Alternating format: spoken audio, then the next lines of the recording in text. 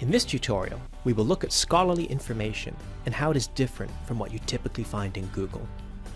Google is a fast way to look up restaurant reviews, and Wikipedia is a great place to find factual information about a country.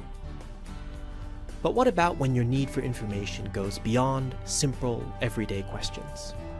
Is Google still the place to get the best resources when you are writing an academic paper? Let's take the topic of parenting styles as an example. As you can see here, you get a very long list of results. Take a close look at some of these. Can you easily tell who the author is? When was the information produced? What was the author's reason for producing the information? Is the information provided reliable and trustworthy? Let's consider how search ranking works. Ideally, the most relevant and credible results should appear at the top of the list. Less useful results should be further down. Did you think this is how Google works? Reality is unfortunately not so simple. Search engine optimization describes techniques to make certain results appear high in the rankings.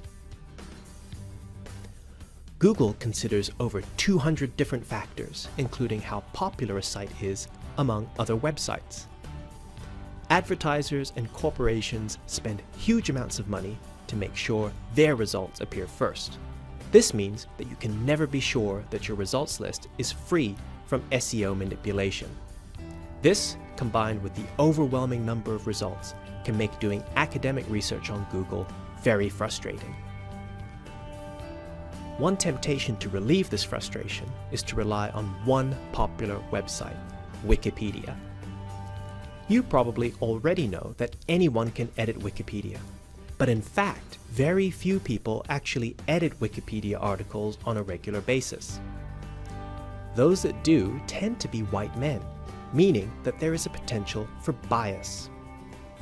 For these reasons, Wikipedia itself notes that citing Wikipedia in research papers may be considered unacceptable.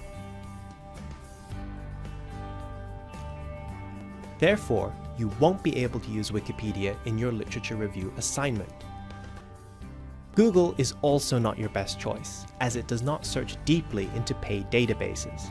This is where much of the world's high-quality, scholarly information can be found.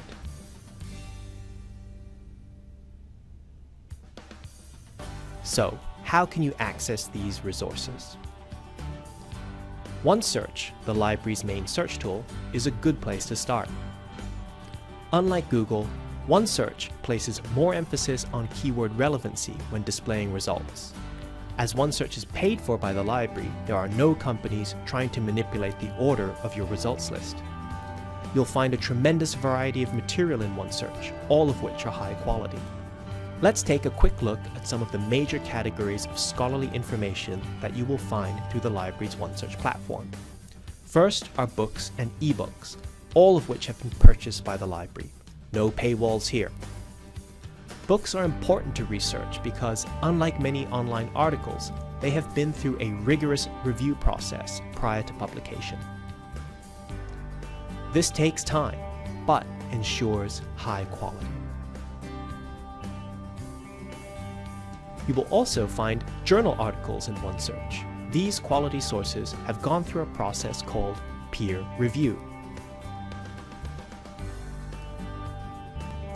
This involves the editor of a journal seeking the advice of at least 2 reviewers. If they do not think the article is good enough, it will be rejected. Even if they think the article is good, they will usually make suggestions to improve it. Only when the editor is satisfied will the article be accepted and published. OneSearch also provides access to other sources, such as magazines, newspapers, and documentaries. Although not as scholarly as peer-reviewed articles, the journalists and filmmakers that produce these sources also ensure quality. Here's a summary of the benefits of using scholarly sources in your academic work.